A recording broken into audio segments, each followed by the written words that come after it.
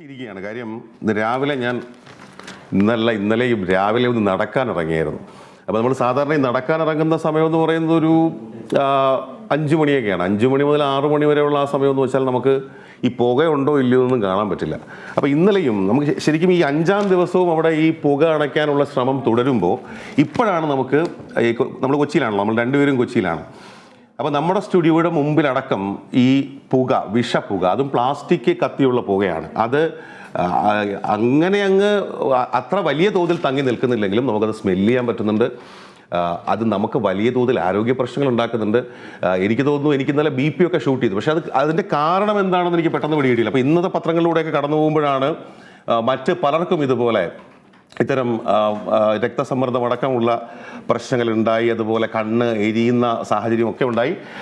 എല്ലാ പത്രങ്ങളും, ഏറ്റവും പ്രധാനപ്പെട്ട പത്രങ്ങളൊക്കെ തന്നെയും ഈ പുകയാണ്, കൊച്ചിയിലെ പുകയാണ് ഒന്നാമത്തെ വാർത്തയെ, അല്ലെങ്കിൽ പ്രധാന പേജിലെ ഏറ്റവും പ്രധാനപ്പെട്ട വാർത്തയായി നൽകിയിരിക്കുന്നത്. മനോരമ, മാതൃഭൂമി, കേരള കൗമുദി, ദേശാഭിമാനി, മാധ്യമം, അങ്ങനെ ഈ പത്രങ്ങളിലൂടെയൊക്കെ നമ്മൾ കടന്നു പോകുമ്പോൾ ഏറ്റവും പ്രധാനമായി നമുക്ക് കൊച്ചി, നമ്മളൊക്കെ ഉള്ള ഈ കൊച്ചി നഗരമെന്ന് പറയുമ്പോൾ നഗരത്തിൽ മാത്രമല്ല കേട്ടോ, നഗരത്തിൽ നിന്ന് ഏതാണ്ട് 20 കിലോമീറ്റർ അപ്പുറം വരെ. കുറച്ചു നേരം മുമ്പ് മനോരമയിലെ ഒരു സുഹൃത്തിനെ വിളിച്ചപ്പോൾ അവൾ പറഞ്ഞത് അരൂർ അവരുടെ ഓഫീസിൻ്റെ ഫ്രണ്ടിൽ വരെ ഈ പുക എത്തി എന്നുള്ളതാണ്. അപ്പോൾ ആ നിലയ്ക്ക് കൊച്ചിയെ വല്ലാതെ മൂടിക്കിടക്കുന്ന പുക. മറ്റൊരു കാര്യം അതുമായി ചേർത്ത് പറയാനുള്ളത്, നാളെ തിരുവനന്തപുരത്താണ് ശരിക്കും അത്തരത്തിൽ പൊങ്കാല കലങ്ങളിൽ നിന്ന് പുക ഉയരുന്നത്. അതേസമയം അതിനു മുമ്പ് കഴിഞ്ഞ ഈ ദിവസങ്ങളിലൊക്കെ ഇന്നടക്കം കൊച്ചി നഗരവും പരിസര പ്രദേശങ്ങളും, നഗരം മാത്രമല്ല പരിസര പ്രദേശങ്ങളും അത്തരത്തിൽ പുകയിൽ മുങ്ങുന്നു എന്നുള്ള വാർത്ത ഏറ്റവും പ്രധാനമായി ഒന്നാമത്തെ പേജിൽ പ്രധാനപ്പെട്ട പത്രങ്ങൾ കൈകാര്യം ചെയ്യുന്നു. അതേസമയം ഏറ്റവും പ്രധാനപ്പെട്ട രണ്ടാമത്തെ വാർത്ത, സംസ്ഥാനത്ത് തീച്ചൂട് വ്യാപിക്കുന്നു എന്നുള്ളതാണ്. അത് പ്രത്യേകിച്ചും ഈ മധ്യ കേരളത്തിലും വടക്കൻ കേരളത്തിലും ഒക്കെയാണ് ആ ചൂടിൻ്റെ ഒരു കാഠിന്യം. അതിൽ തന്നെ ആ വാർത്ത പറയുന്നത്, സംസ്ഥാനത്ത് വടക്ക് കിഴക്കൻ ജില്ലകളിൽ അനുഭവപ്പെടുന്ന കൊടും ചൂട് ഇനി മധ്യ കേരളത്തിലേക്കും തീരദേശ മേഖലകളിലേക്കും വ്യാപിച്ചേക്കുമെന്ന് വിദഗ്ധർ പറയുന്നു എന്നാണ്. അതേസമയം കഴിഞ്ഞ ദിവസത്തെ അപേക്ഷിച്ച് ഇന്നലെ താപനിലയിൽ നേരിയ കുറവുണ്ടായി എന്നാണ്. അപ്പോൾ ഈ വാർത്തകളൊക്കെ നമ്മൾ ഇന്നലത്തെ വാർത്താ ബുള്ളറ്റിനുകളിൽ നമ്മൾ ഏറ്റവും പ്രധാനപ്പെട്ട വാർത്തകളായി കൈകാര്യം ചെയ്തിരുന്ന വാർത്തകൾ തന്നെയാണ്. അതേസമയം മനോരമയിലേക്ക് നമ്മൾ എത്തുമ്പോൾ KSRTCയുമായി ബന്ധപ്പെട്ടൊരു വാർത്ത പ്രധാനമായി അവർ നൽകിയിട്ടുണ്ട്. ആ വാർത്തയിൽ അവർ പറയുന്നത്, കടുത്ത നടപടികളിലേക്ക് KSRTC പോകുന്നു. നമ്മൾ കഴിഞ്ഞ ദിവസം നൽകിയിരുന്ന വാർത്തയാണ് അരശമ്പളം. ഈ അധ്വാനിച്ചവർക്ക് അരശമ്പളം എന്ന അവസ്ഥയാണ്. അരശമ്പളം മാത്രമേ ഈ മാസം KSRTCക്ക് നൽകാൻ കഴിഞ്ഞുള്ളൂ എന്നത് തൊഴിലാളി സംഘടനകളുടെ കടുത്ത എതിർപ്പുണ്ടായിരുന്നു. അത്തരം പരിപാടികൾ നടക്കില്ല എന്ന്. പക്ഷേ KSRTCക്ക് വരാൻ നിവർത്തിയില്ല. അപ്പോൾ അത്തരം ഒരു സാഹചര്യത്തിലൊക്കെ KSRTC സൗജന്യ പാസുകളിലടക്കം വലിയ നിയന്ത്രണങ്ങൾ കൊണ്ടുവരാനുള്ളൊരു ശ്രമം നടത്തുന്നു എന്ന് മനോരമ ഒന്നാം പേജിൽ ആ വാർത്ത റിപ്പോർട്ട് ചെയ്യുന്നു. അതേസമയം മാതൃഭൂമിയുടെ ഒന്നാം പേജിലും ആ വാർത്തയുണ്ട്. KSRTC ജീവനക്കാർക്ക് സമ്മതം, ശമ്പളം കിട്ടിയാൽ മതി തവണകളായെങ്കിലും എന്ന് പറയുന്ന ഒരു വാർത്തയാണ്. ആ വാർത്തയിൽ പറയുന്നത്, ശമ്പളം ഒരുമിച്ച് മതിയെന്നുള്ളവർ രേഖാമൂലം എഴുതി നൽകണമെന്ന നിർദ്ദേശം മാനേജ്മെന്റ് മുന്നോട്ട് വെച്ചു. പക്ഷേ ഈ 2 പ്രാവശ്യമായിട്ട് എങ്കിലും കിട്ടിയാൽ മതി എന്നുള്ള ഒരു നിലപാടിലേക്ക് KSRTC ജീവനക്കാർ എത്തുന്നു എന്നുള്ള വാർത്തയാണ് മാതൃഭൂമിയുടെ ഒന്നാം പേജ്. ആ വാർത്തയെ അങ്ങനെയാണ് കൈകാര്യം ചെയ്യുന്നത്. അതേസമയം നമ്മൾ ഇന്നലെ കൊടുത്ത പ്രധാനപ്പെട്ട ഒരു വാർത്തയുണ്ട്. അത് നമ്മുടെ പാകിസ്ഥാൻ മുൻ പ്രധാനമന്ത്രി ഇമ്രാൻഖാനെ അറസ്റ്റ് ചെയ്യാൻ വേണ്ടി 3 ദിവസമായി ഇസ്ലാമാബാദ് പഞ്ചാബ് പോലീസ് ലാഹോറിലേക്ക് വന്ന് അദ്ദേഹത്തിൻ്റെ ഔദ്യോഗിക വസതിയിലേക്ക് ഇരച്ചു കയറി അദ്ദേഹത്തെ അറസ്റ്റ് ചെയ്യാനൊരു ശ്രമമൊക്കെ നടത്തി. പക്ഷേ അത് വിജയിച്ചില്ല. ഇമ്രാനെ അറസ്റ്റ് ചെയ്യാൻ പോലീസ്, പക്ഷേ അനുയായികൾ തടഞ്ഞു. തസ്രീഖെ ഇഹ്സാൻ പാർട്ടിയുടെ പ്രവർത്തകർ, 100 കണക്കിനോ 1000 വരുന്ന പ്രവർത്തകർ, നമ്മളിതിൽ വളരെ പ്രധാനപ്പെട്ട വാർത്തയായിട്ട് കൊടുത്ത വാർത്തയാണ്. ഇമ്രാൻഖാനെ അറസ്റ്റ് ചെയ്യാൻ കഴിഞ്ഞില്ല. ആ സംഘത്തിന് മടങ്ങേണ്ടി വന്നു. ഇമ്രാൻ പറഞ്ഞു എന്നാണ് പറയുന്നത്, അടുത്ത ദിവസം, അതായത് ചൊവ്വാഴ്ച, നാളെ കോടതിയിൽ ഹാജരായിക്കൊള്ളാമെന്ന് ഇമ്രാൻ പറഞ്ഞതിൻ്റെ അടിസ്ഥാനത്തിൽ ഈ സംഘം തിരിച്ചുപോയി എന്നുള്ള വാർത്ത ഒന്നാമത്തെ പേജിൽ തന്നെ മിക്ക പത്രങ്ങളും കൈകാര്യം ചെയ്യുന്നു. അതേസമയം നാളെയാണ് ആറ്റുകാൽ പൊങ്കാലയുമായി ബന്ധപ്പെട്ട വാർത്തകൾ ഒന്നാം പേജിൽ തന്നെ. അനന്തപുരി ആറ്റുകാലിലേക്ക് നഗരം നാളെ കൺതുറക്കുക. ആറ്റുകാൽ പൊങ്കാല എന്ന പുണ്യക്കാഴ്ചയിലേക്ക് പല വഴികളിലൂടെ ഒഴുകിയെത്തുന്ന ഭക്തർ ആറ്റുകാൽ ക്ഷേത്രാങ്കണത്തെ പൊങ്കാല അർപ്പിക്കാൻ എത്തുന്നവരുടെ മഹാസമുദ്രമാക്കി മാറ്റുന്ന കാഴ്ച. അപ്പോൾ ഇതിനകം തന്നെ അവിടേക്ക് എനിക്ക് തോന്നുന്നു അവിടേക്ക് പുറപ്പെടാനുള്ള ഒരുക്കങ്ങളായിരിക്കും ഇപ്പോൾ ഈ ആറ്റുകാലിൽ എന്ന് പറയും. ആറ്റുകാൽ ക്ഷേത്രത്തിലെ ആ പൊങ്കാല എന്ന് പറയുമ്പോൾ കേരളമെമ്പാടും കേരളത്തിൻ്റെ വിവിധയിടങ്ങളിൽ നിന്ന് ഭക്തർ, സ്ത്രീ ഭക്തർ എത്തുന്ന ഒരു വലിയ ചടങ്ങാണ്. അതും നമുക്കറിയാം. ഇപ്പോൾ നിയന്ത്രണങ്ങളൊക്കെ എടുത്തു കളഞ്ഞുകൊണ്ട് ഒരു വലിയ ഉത്സവമായി തന്നെ ആറ്റുകാൽ പൊങ്കാല ഇത്തവണ കൊണ്ടാടപ്പെടും എന്ന കാര്യത്തിൽ തർക്കമില്ല. അത് ഏറ്റവും പ്രധാനപ്പെട്ട വാർത്തകളിൽ ഒന്നായി മിക്ക പത്രങ്ങളും ഒന്നാം പേജിൽ കൈകാര്യം ചെയ്യുമ്പോൾ ഉൾപേജുകളിലേക്ക് നമ്മൾ വരുന്ന സമയത്ത് പ്രധാനമായി നമ്മുടെ കണ്ണ് പെട്ടെന്ന് പോകുന്ന വാർത്തകളിൽ ഒന്ന് ഈ സിസോദിയുടെ അറസ്റ്റിനെതിരെ പ്രധാനമന്ത്രിക്ക് പ്രതിപക്ഷ നേതാക്കളുടെ കത്ത്. അതും നമ്മൾ ഇന്നലെ പ്രധാനപ്പെട്ട വാർത്തയായി കൈകാര്യം ചെയ്തിരുന്നതാണ്. കേന്ദ്ര അന്വേഷണ ഏജൻസികളെയും ഭരണഘടനാ സ്ഥാപനങ്ങളെയും ഉപയോഗിച്ച് പ്രതിപക്ഷ നേതാക്കളെ വേട്ടയാടുന്നത് ഏകാധിപത്യ പ്രവണതയാണെന്ന് 4 മുഖ്യമന്ത്രിമാരടക്കം 9 പ്രധാന പ്രതിപക്ഷ പാർട്ടി നേതാക്കൾ പ്രധാനമന്ത്രിക്ക് അയച്ച കത്തിൽ കുറ്റപ്പെടുത്തുന്നു എന്നുള്ള വാർത്ത. അതിൽ തന്നെ BJP ചേർന്നാൽ പ്രശ്നം തീരും എന്നുള്ള ബോക്സ് വാർത്തയുമുണ്ട്. അതായത് 2014 BJP അധികാരത്തിലെത്തിയ ശേഷം അഴിമതി ആരോപിച്ച് അറസ്റ്റിലായ നേതാക്കളിൽ ഭൂരിഭാഗവും പ്രതിപക്ഷത്തു നിന്നാണ് എന്നാണ് ഈ കത്തിൽ പറയുന്നത് എന്ന് കത്ത് പറയുന്നു. അതുപോലെ എഡിറ്റോറിയൽ പേജിലേക്ക് പോകുമ്പോൾ മനോരമ എഡിറ്റോറിയൽ എഴുതുന്നത് ശ്വാസം മുട്ടുന്ന കൊച്ചിയെക്കുറിച്ചാണ്. ബ്രഹ്മപുരം ശാസ്ത്രീയ നടപടികളിലൂടെ ശാശ്വത പരിഹാരം ഉണ്ടായേ തീരൂ എന്ന് മനോരമ ഈ എഡിറ്റോറിയലിൽ പറയുന്നു. കൊച്ചി ബ്രഹ്മപുരത്ത് പുകഞ്ഞുകൊണ്ടിരിക്കുന്ന തീയും അതിൽ നിന്ന് വമിക്കുന്ന വിഷപ്പുകയും കൊച്ചിക്ക് മാത്രമല്ല കേരളത്തിന് മുഴുവനുമുള്ള മുന്നറിയിപ്പാണ് എന്ന ആദ്യ വരിയോടെയാണ് ആ എഡിറ്റോറിയൽ അങ്ങനെയാണ് പുരോഗമിക്കുന്നത്, അങ്ങനെയാണ് മുന്നോട്ട് പോകുന്നത്. അതേസമയം പിന്നീട് ഈ ത്രിപുര നമ്മൾ കഴിഞ്ഞ ദിവസം നടന്ന അല്ലെങ്കിൽ കഴിഞ്ഞ ദിവസമാണ് മേഘാലയ, നാഗാലാൻഡ്, ത്രിപുര ഇലക്ഷൻ റിസൾട്ട് വന്നത്. അതുമായി ബന്ധപ്പെട്ട ഫോളോ അപ്പ് വാർത്തകൾ കൈകാര്യം ചെയ്യുന്നു മിക്ക പത്രങ്ങളും. നമുക്കിനി അടുത്ത സ്പോർട്സ് പേജിലൊക്കെ നമ്മൾ വരുന്നുണ്ട്. അപ്പോൾ അതിനു മുമ്പ് മാതൃഭൂമിയുടെ ഉൾപേജുകളിലേക്ക് അതുപോലെ ഏറ്റവും പ്രധാനപ്പെട്ട മറ്റൊരു കാര്യം, ഇപ്പോൾ നമ്മുടെ രാജ്യത്തിൻ്റെ തന്നെ അഭിമാനമായ സാനിയ മിർസയുടെ വിടവാങ്ങൽ ചടങ്ങ്. അപ്പോൾ വിടവാങ്ങൽ ചടങ്ങിൽ ആരാധകരെ അഭിവാദ്യം ചെയ്യുന്ന ടെന്നീസ് താരം സാനിയ മിർസയും മകൻ ഇഹ്സാനും അവരുടെ ഒരു ചിത്രം മനോരമ ഒന്നാം പേജിൽ തന്നെ നൽകിയിട്ടുണ്ട്. അതേസമയം മാതൃഭൂമിയുടെ ഒന്നാം പേജിൽ ഒരു നിറചിരി ചിത്രമാണ് ശ്രദ്ധേയമായി തോന്നുന്നത്. ബ്രഹ്മപുരത്തിൻ്റെ ചിത്രമുണ്ട്.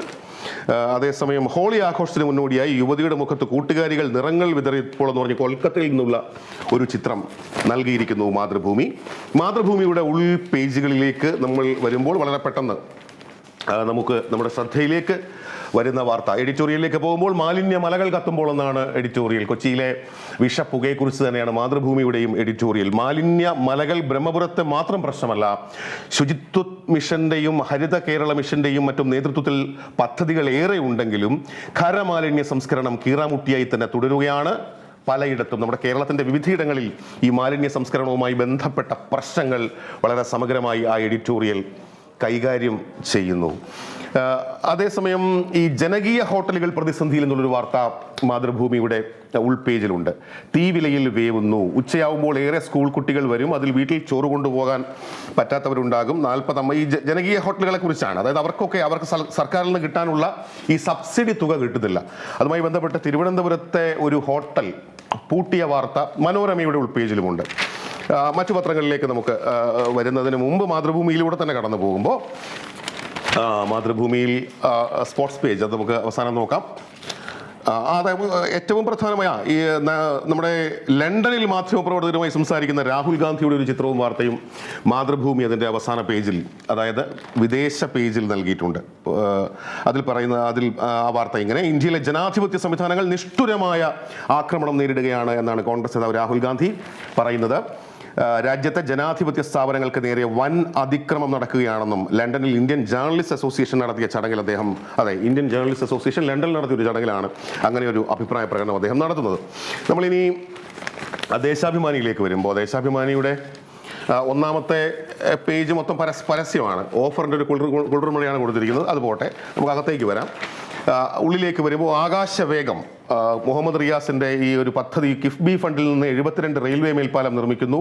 5000 കുടുംബത്തിന് സൗജന്യ ഇൻ്റർനെറ്റ്. അതായത് സർക്കാരിൻ്റെ പദ്ധതികളെക്കുറിച്ചുള്ള ശരവേഗ പദ്ധതികൾ, ആ പദ്ധതികളെക്കുറിച്ചുള്ളൊരു വാർത്തയാണ് ഒന്നാം പേജിൽ ഏറ്റവും പ്രധാനപ്പെട്ട വാർത്തയായി എസ് കിരൺ ബാബു തിരുവനന്തപുരത്ത് നിന്ന് റിപ്പോർട്ട് ചെയ്യുന്നത്. സംസ്ഥാനത്ത് പൊതുമരാമത്ത് വകുപ്പിന്റെ കീഴിൽ നിർമ്മാണം പുരോഗമിക്കുന്ന 13 കൂറ്റൻ റെയിൽവേ മേൽപ്പാലങ്ങൾ 1 വർഷത്തിനുള്ളിൽ തുറന്നുകൊടുക്കും എന്നുള്ള വാർത്ത.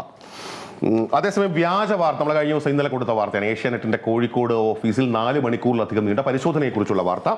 അതുമായി ബന്ധപ്പെട്ട് സ്വാഭാവികമായും ദേശാഭിമാനിക്ക് അതിൻ്റെ ഒരു എഡിറ്റോറിയൽ പോളിസി ഉണ്ടാകുമല്ലോ. അപ്പോൾ അവരുടെ എഡിറ്റോറിയൽ പോളിസി അനുസരിച്ച് ആ വാർത്ത അവർ കൈകാര്യം ചെയ്തിരിക്കുന്നു. മറ്റ് പത്രങ്ങളും ആ വാർത്ത കൈകാര്യം ചെയ്തിട്ടുണ്ട്. വ്യാജ വാർത്ത പോലീസ് പരിശോധന തുടങ്ങിയെന്നാണ് ദേശാഭിമാനി പറയുന്നത്. വ്യാജ വാർത്ത സൃഷ്ടിച്ചത് കോഴിക്കോട് ഓഫീസിലെന്നും ദേശാഭിമാനി പറയുന്നുണ്ട്. ഹാർഡ് ഡിസ്കിൽ എഡിറ്റിംഗ് നടത്തിയെന്നാണ് ഇപ്പോൾ ദേശാഭിമാനി കണ്ടെത്തിയിരിക്കുന്നത്. പ്രായപൂർത്തിയാകാത്ത പെൺകുട്ടിയെ ഉപയോഗിച്ച് വ്യാജ വാർത്ത ചിത്രീകരിച്ച കോഴിക്കോട് ഏഷ്യാനെറ്റ് റീജിയണൽ ഓഫീസിൽ പോലീസ് പരിശോധന. ഞായറാഴ്ച 4 മണിക്കൂർ നീണ്ട തെളിവെടുപ്പിൽ വ്യാജ വാർത്ത സൃഷ്ടിച്ചത് ഇവിടെയാണെന്ന് സ്ഥിരീകരിക്കുന്ന തെളിവുകൾ പോലീസിന് ലഭിച്ചെന്നാണ് വിവരം. അതായത് അത് സ്ഥിരീകരിക്കുന്നില്ല, അങ്ങനെ ഒരു വിവരമുണ്ട് എന്ന് ഏതായാലും ദേശാഭിമാനി പറയുന്നു. അതുപോലെ ത്രിപുരയിൽ തുടരുന്ന അക്രമങ്ങളെക്കുറിച്ചുള്ള വാർത്ത ദേശാഭിമാനി ഏറ്റവും പ്രധാനപ്പെട്ട വാർത്തയെ 1-ാം പേജിൽ നൽകുന്നു. ത്രിപുരയിൽ 600 വീട് തകർത്തു, അക്രമം തുടർന്ന BJP എന്ന വാർത്ത. ഈ തെരഞ്ഞെടുപ്പിന് തൊട്ട് പിന്നാലെ കോൺഗ്രസ് CPM പ്രവർത്തകർക്കൊക്കെ നേരത്തെ ബംഗാളിൽ സംഭവിച്ചതുപോലെ ആക്രമണം തുടരുന്നു എന്നുള്ള വാർത്തയാണ്.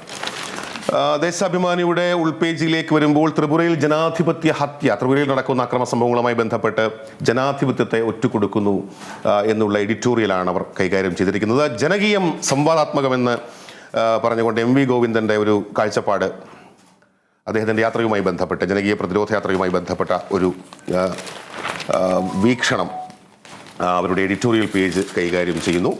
നമ്മൾ ഈ സ്പോർട്സ് പേജിലേക്ക് വരുമ്പോൾ കേരള ബ്ലാസ്റ്റേഴ്സിനെ കുറിച്ചുള്ളൊരു വാർത്തയാണ്. സ്വന്തം തട്ടകത്തിലെ ബ്ലാസ്റ്റേഴ്സ് എന്ന് പറഞ്ഞ് നൽകിയിട്ടുണ്ട് ദേശാഭിമാനി.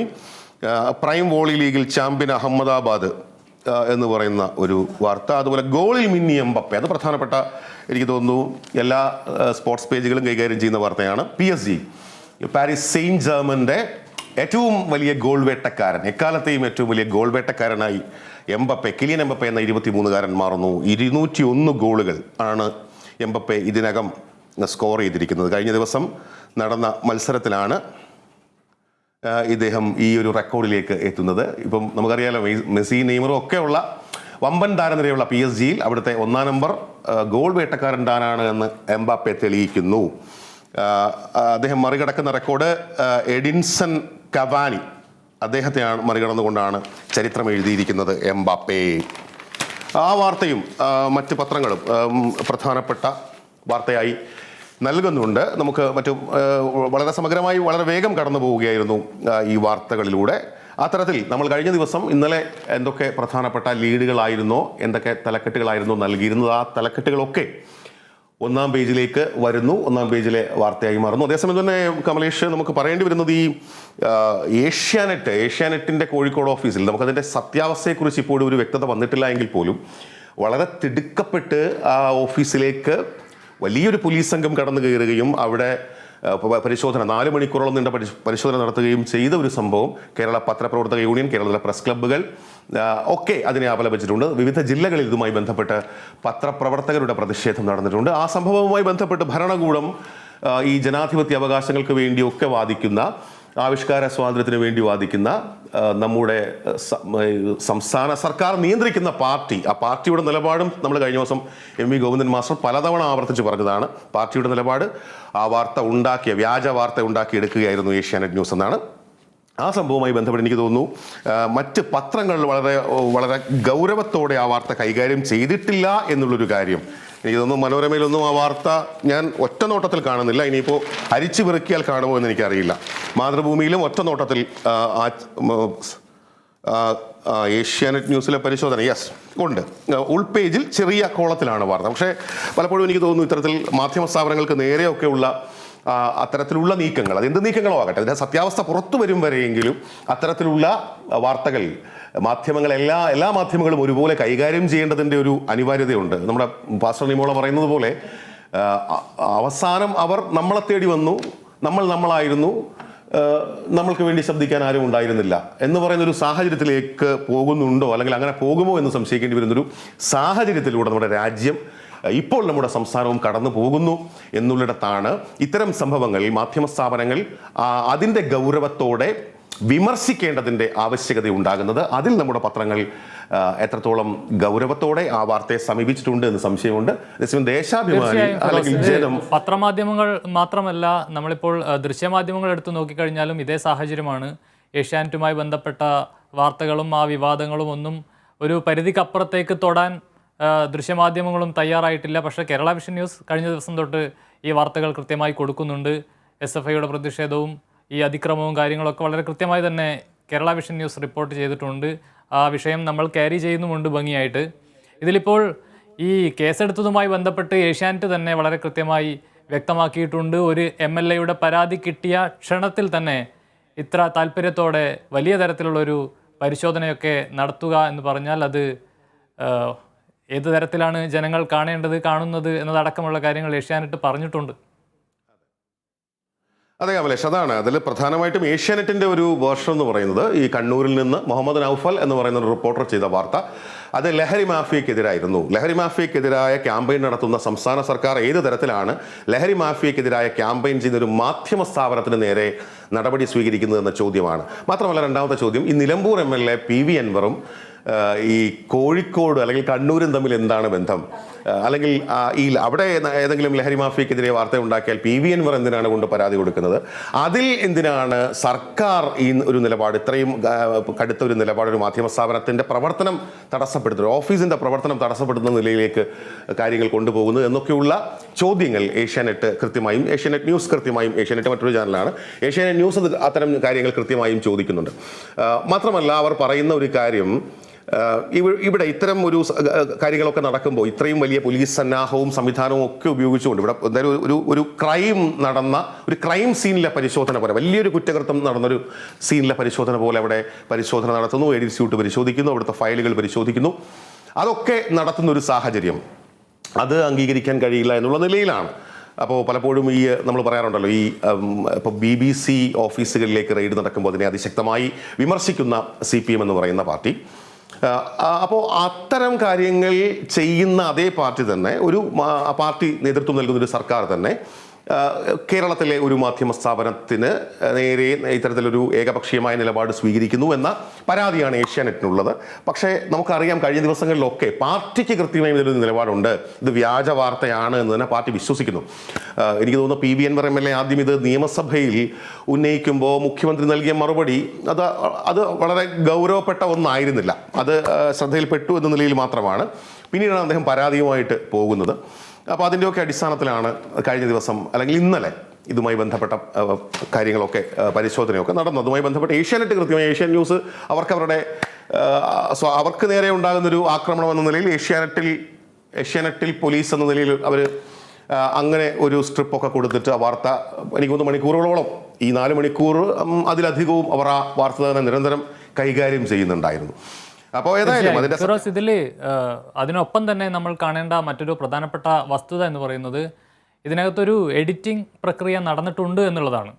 ആദ്യം ഏഷ്യാനെറ്റിലെ ഒരു വനിതാ റിപ്പോർട്ടർ എടുത്ത യഥാർത്ഥ ഇൻ്റർവ്യൂവിലെ ശബ്ദം മാത്രം എടുക്കുകയും ആ ആളിന് പകരം, ഈ പീഡനത്തിനിരയായി എന്ന് പറയുന്ന കുട്ടിക്ക് പകരം മറ്റൊരു കുട്ടിയെ വെച്ച് ഇത് മാറ്റി ഈ ശബ്ദത്തിൻ്റെ മോഡുലേഷനിലൊക്കെ ചെറിയ മാറ്റങ്ങളൊക്കെ വരുത്തി ഈ 2 വാർത്തകളും കാണുമ്പോൾ നമുക്കത് കൃത്യമായി മനസ്സിലാവുന്നുണ്ട്. എന്തായാലും ഇത് ഏത് സാഹചര്യത്തിലാണ് അങ്ങനെ ചെയ്യേണ്ടി വന്നത് എന്നും അതിൻ്റെ സത്യാവസ്ഥ എന്താണ് എന്നുള്ളതടക്കം അന്വേഷണത്തിൽ കൃത്യമായി തെളിയട്ടെ. ഒരു അന്വേഷണം നടക്കുന്നത് എന്തായാലും നല്ലത് തന്നെയാണ്. അത്തരത്തിൽ അതിൻ്റെ അന്വേഷണം നിയമപരമായി തന്നെ മുന്നോട്ട് പോകട്ടെ എന്ന് തന്നെയാണ് നമുക്ക് ഈ ഘട്ടത്തിൽ പറയാൻ കഴിയുക. അതിൽ കൂടുതൽ അതിൻ്റെ മെറിറ്റിലേക്ക് കടക്കുകയോ മറ്റെന്തെങ്കിലും പറയാനോ നമുക്കെന്തായാലും ഈ ഘട്ടത്തിൽ നിർവാഹമില്ല എന്നാണ് ഞാൻ മനസ്സിലാക്കുന്നത്. ഇപ്പോൾ മാധ്യമപ്രവർത്തകർ എന്ന നിലയിൽ മാധ്യമ സ്ഥാപനത്തിന് നേരെ ഉണ്ടാകുന്ന ഇത്തരം ഒരു നീക്കം ചിലപ്പോൾ മാധ്യമപ്രവർത്തകരെല്ലാം ഏതെങ്കിലും കക്ഷി രാഷ്ട്രീയ ഭേദമില്ലാതെ അതിനെ അപലപിക്കും. പക്ഷേ കമലേഷ് പറഞ്ഞതുപോലെ അതിൻ്റെ ഒരു യഥാർത്ഥ ചിത്രം, അങ്ങനെ ഒരു സാഹചര്യം ഉണ്ടായിട്ടുണ്ട് എങ്കിൽ, ഏതെങ്കിലും തരത്തിൽ അത്തരം ഒരു സംഭവം ചെയ്യേണ്ടി വന്നിട്ടുണ്ട് എങ്കിൽ അത് ഒരു അന്വേഷണത്തിൽ ബോധ്യപ്പെടേണ്ട കാര്യം തന്നെയാണ്. അതുമായി ബന്ധപ്പെട്ട് എന്തെങ്കിലും പിടിച്ചെടുക്കാനോ അല്ലെങ്കിൽ അവർ ഈ 4 മണിക്കൂർ പരിശോധനയിൽ ഓഫീസിൽ എന്തെങ്കിലും കൊണ്ടുപോകാൻ കഴിഞ്ഞു എന്ന് നമുക്ക് കരുതുന്നില്ല. അങ്ങനെ പോലീസ് പറഞ്ഞതായിട്ടും അറിയില്ല, ഇനി അറിയില്ല നമുക്ക് ഇനി ഏത് തരത്തിലാണ് അവർ അത് കൊണ്ടുപോയിരിക്കുന്നതെന്നോ അല്ലെങ്കിൽ അവിടെ നടത്തിയ പരിശോധനയിൽ എന്ത് കിട്ടിയെന്നോ ഒന്നും നമുക്കറിയില്ല. അതൊക്കെ അപ്പോൾ അതുമായി ബന്ധപ്പെട്ട് സ്വാഭാവികമായിട്ടും എന്തെങ്കിലും ഫോളോ അപ്പ് നമ്മൾ പ്രതീക്ഷിക്കില്ല, ലഭിച്ചിട്ടില്ലെന്നാണ് മനസ്സിലാക്കുന്നത്.